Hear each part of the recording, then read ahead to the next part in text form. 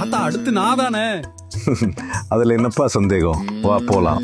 உருட்டு அல்வா உருட்டு அல்வா உருட்டு கடை அல்வா உருட்டு அல்வா உருட்டு அல்வா உருட்டு கடை அல்வா. ஏ பேரா நல்லா கேட்டுக்கோ.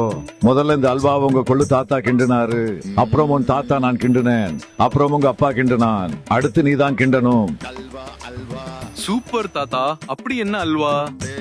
விடியலை நோக்கி உருட்டு அல்வா. திமுக உருட்டு கடையிலிருந்து உங்களுக்காக வந்து கொண்டிருக்கிறது. சுத்தமான அக்மார் குருட்டுகளால் செய்யப்பட்டது.